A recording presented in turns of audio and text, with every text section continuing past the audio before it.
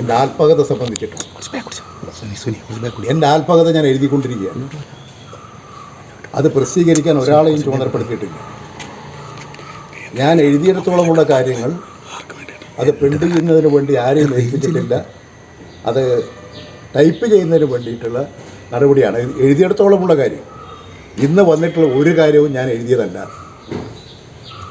ഞാൻ എഴുതാത്ത കാര്യങ്ങൾ എഴുതി ഇന്ന് 10:30 അത് പ്രസിദ്ധീകരിക്കുന്നു എന്ന് പറഞ്ഞുകൊണ്ട് ഒരു വാർത്തയാണ് ഞാൻ കാണുന്നത്. തികച്ചും തെറ്റായിട്ടുള്ള നടപടി. ഇത് ഇന്ന് തെരഞ്ഞെടുപ്പാണ്. ആ തെരഞ്ഞെടുപ്പ് ദിവസം പാർട്ടിക്കെതിരായി വാർത്തകൾ സൃഷ്ടിക്കാൻ ബോധപൂർവം മാനിക്കുലേറ്റ് ചെയ്തിട്ടുള്ളതാണ്. ഇത് സംബന്ധിച്ച് ശക്തമായ നിയമ നടപടി സ്വീകരിക്കും. ഞാൻ എൻ്റെ പുസ്തകം പ്രസിദ്ധീകരിക്കുമ്പോൾ നിങ്ങൾക്ക് കാര്യം മനസ്സിലാവും. ഇനി ഏതായാലും എൻ്റെ പുസ്തകം താമസിയാതെ തന്നെ ഞാൻ പ്രസിദ്ധീകരിക്കും. മാതൃഭൂമി പുസ്തകം പ്രസിദ്ധീകരിക്കാൻ ചോദിച്ചിരുന്നു. DC ബുക്സുകാർ ചോദിച്ചിരുന്നു. ഞാൻ ഇവർ 2 പേരോടും ആലോചിച്ചിട്ട് പറയാം. ഇന്നിപ്പോൾ ചാനലിൽ കാണാതിരിക്കുന്നതിൻ്റെ പുറം കവറ് ഞാൻ ഇന്ന് അപ്പം കാണുകയാണ്. എങ്ങനെയാണ് ഇങ്ങനെ ഒരു മാനിക്കുലേറ്റ് ചെയ്ത് സംഭവങ്ങൾ സൃഷ്ടിക്കുന്നത്? ഇത് ബോധപൂർവമാണ്. അതിൽ രാഷ്ട്രീയ ഗൂഢാലോചനയുണ്ട്. പ്രസിദ്ധീകരണക്കാരുടെ പ്രത്യേകമായിട്ടുള്ള ചില നടപടികളില്ലേ എന്ന് സംശയിക്കുകയാണ്. അതുകൊണ്ട് ഞാൻ ഇത് പ്രസിദ്ധീകരിക്കാൻ ആരെയും ചുമതലപ്പെടുത്തിയിട്ടില്ല. ഞാനിത് പൂർത്തീകരിച്ച് കഴിഞ്ഞിട്ടില്ല. ഇപ്പോഴും എഴുതിക്കൊണ്ടിരിക്കുകയാണ്. ഈ ഇന്ന് വന്നിരിക്കുന്ന കാര്യങ്ങൾ, ഇന്നല്ലേ തെരഞ്ഞെടുപ്പ്, അതിലൊക്കെ സ്ഥാനാർത്ഥികളെക്കുറിച്ചൊക്കെ പരാമർശം ബോധപൂർവം ഉണ്ടാക്കിയിട്ടുള്ളതാണ്. അതുകൊണ്ട് ഇതിൻ്റെ എല്ലാ വശങ്ങളും പരിശോധിച്ച് ആവശ്യമായ നടപടി സ്വീകരിക്കും. ഇന്നലെ തന്നെ DC ബുക്സ് അവരുടെ സൈറ്റിൽ EP ജയരാജൻ്റെ പുസ്തകത്തിൻ്റെ ഒരു പുറംചട്ടയൊക്കെ പ്രസിദ്ധീകരിച്ചിട്ടുണ്ടായിരുന്നു. അത് ഇന്നലെ ജയരാജൻ ശ്രദ്ധിച്ചില്ല? ഞാൻ കണ്ടിട്ടില്ല. എവിടെ? അവരുടെ സൈറ്റിലാണ്.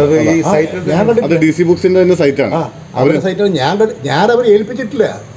പുസ്തകം പ്രസിദ്ധീകരിക്കാൻ അവരെ ഏൽപ്പിച്ചിട്ടില്ല. പ്രസിദ്ധീകരിക്കാൻ DC ബുക്സുകാരെ ചുമതലപ്പെടുത്തിയിട്ടില്ല. ഞാനിപ്പോൾ പിന്നെ നമ്മുടെ ശശി മാതൃഭൂമി പ്രസിദ്ധീകരിക്കാമെന്ന് പറഞ്ഞ് ഞാൻ ആലോചിക്കാമെന്ന് പറഞ്ഞു വെച്ചിരിക്കുകയാണ്. പിന്നെ എങ്ങനെയാണ് ഇവർ പ്രസിദ്ധീകരിക്കുന്നത്? DC ഇന്ന് പുറത്തിറക്കുന്ന പുസ്തകം ഏത് അവരോട് ചോദിക്കണം. എൻ്റെ പുസ്തകം ഞാനല്ലേ പ്രസിദ്ധീകരിക്കേണ്ടത്, ഞാനല്ലേ പുറത്തിറക്കുക. DC ആയിട്ട് ഒരു കരാറും വെച്ചിട്ടില്ല. ഒരു കരാറുമില്ല. ഇത് പൂർണ്ണമായും മാനിക്കുലേറ്റ് ചെയ്തതാണ്. പിന്നെ എങ്ങനെയാണ് ഒരാളുടെ ആത്മകഥ? അങ്ങനെ സ്വാഭാവികമായ ഒരു സംശയമുണ്ട്. DC ബുക്സ് പോലെ ഇത്രത്തോളം അധികാരികമായ ഒരു സംവിധാനം ഇന്നലെ തന്നെ അത് അവരവർ പ്രഖ്യാപിക്കുന്നു, ഇന്ന് ഈ പുസ്തകം പുറത്തിറക്കുന്നു. പക്ഷെ ജയരാജൻ അത് പൂർണ്ണമായി നിഷേധിക്കും. ഇങ്ങനെ സംഭവം എൻ്റെ പുസ്തകം പ്രസിദ്ധീകരിക്കണം. ഞാൻ കത്തടിച്ച ആളെ വിളിച്ചിട്ട് ഇപ്പോൾ കോഴിക്കോട് ജയരാജൻ നടത്തിയില്ലേ, അതുപോലെ ആളുകളെ ക്ഷണിച്ചു വരുത്തിയിട്ട് പ്രസാദനം ചെയ്യല്ലേ ചെയ്യുക. ഇതാര് ഇവരെ ചുമതലപ്പെടുത്തിയത്? എങ്ങനെയാണ് ഇവർക്ക് ഇതിൻ്റെ കോപ്പി കിട്ടിയത്? ഇത് തികച്ചും മാനിക്കുലേറ്റ് ചെയ്തിട്ടുള്ളതാണ്. അതുകൊണ്ട് നിയമ നടപടി സ്വീകരിക്കും. ഞാൻ പറഞ്ഞില്ലേ, മാതൃഭൂമിയും DC ബുക്സും ചോദിച്ചിട്ട് ഞാൻ മാതൃഭൂമി ശശി എന്നോട് ഫോൺ ചെയ്ത് ഏതാനും ദിവസങ്ങൾക്ക് മുമ്പാണ്.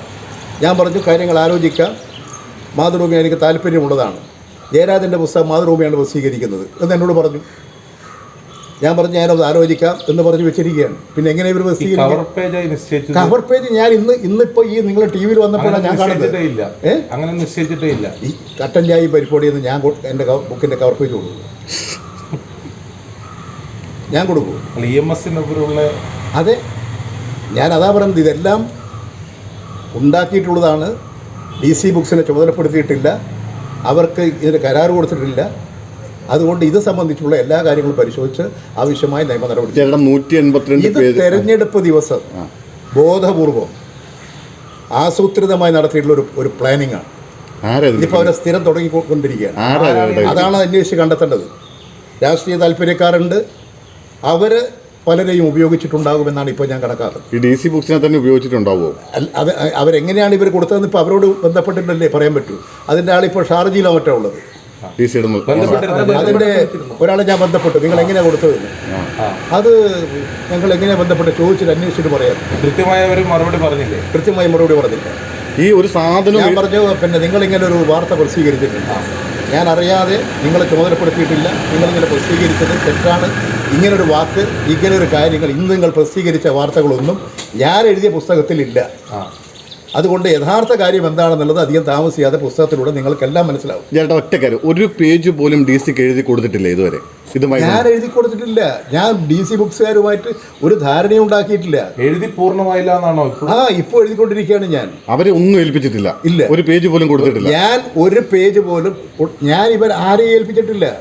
അതല്ല ഞാൻ പറഞ്ഞത്. ഞാൻ രണ്ടുപേര് ആലോചിച്ച് കാരണം ഇതിൻ്റെ ഒരു ഫൈനൽ വായന നടത്തി, ഒരു ഫൈനൽ ടച്ചപ്പ് നടത്തിയിട്ട് വേണ്ട ഇതെല്ലാം പ്രസിദ്ധീകരിക്കും. ഏതെങ്കിലും തരത്തിൽ എപ്പോഴെങ്കിലും ചർച്ച ചെയ്തിട്ടുണ്ടോ DC? ഇല്ല, ഞാൻ ഒരു ചർച്ചയും നടത്തിയിട്ടില്ല. DC ബുക്സുകാർ എന്നെ ഞങ്ങൾ പ്രസിദ്ധീകരിക്കട്ടെ ചോദിച്ചിരിക്കുന്നു. ഞാൻ പറഞ്ഞു പറയാം. പൂർണ്ണമായും വ്യാജമാണ് അല്ലേ? പൂർണ്ണമായും വ്യാജം. ഈ വന്നിട്ടുള്ളതെല്ലാം പൂർണ്ണമായും വ്യാജമാണ്. അത് തയ്യാറാക്കിയിട്ടുള്ളതാണ്. അല്ലെങ്കിൽ അതിൽ വന്നിരിക്കുന്ന ചിലതൊക്കെ എത്രമാത്രം തെറ്റായിട്ടുള്ള കാര്യങ്ങളാണ്. ഇന്ന് തെരഞ്ഞെടുപ്പ് ലക്ഷ്യം വെച്ചുകൊണ്ട് നടത്തിയിട്ടുള്ള ആസൂത്രിതമായൊരു നീക്കമാണ്. അതെങ്ങനെ ജയരാജൻ എങ്ങനെയാണ് അത് മനസ്സിലാക്കുന്നത്? എങ്ങനെ അത്തരത്തിൽ DC ബുക്സിന്റെ പേരിൽ ഇപ്പോൾ ഈ ഗൂഢാലോചന എന്ന് പറയുന്നു? ഏത് തരത്തിൽ? ഇന്ന് തെരഞ്ഞെടുപ്പല്ലേ? ആ തെരഞ്ഞെടുപ്പ് ദിവസം സ്ഥാനാർത്ഥിക്കെതിരായിട്ട് ഞാൻ പറഞ്ഞു എന്നല്ലേ വാർത്ത? അത് വെറുതെ വരുന്നു എന്നല്ലേ വാർത്ത? ഇത് തന്നെയാണ് നിങ്ങൾ മുമ്പും അതെ കഴിഞ്ഞ ലോക്സഭാ തെരഞ്ഞെടുപ്പിലും ഏതാണ്ട് സമാനമായ അതിന് 3-4 ദിവസം മുമ്പേ നടത്തിക്കൊണ്ടിരിക്കുന്ന പ്രചരണമായിരുന്നു. അത് എന്നോട് കണ്ടിരുന്നോ ചോദിച്ചതാണ്. 1.5 കൊല്ലം മുമ്പാണ് സംഭവം.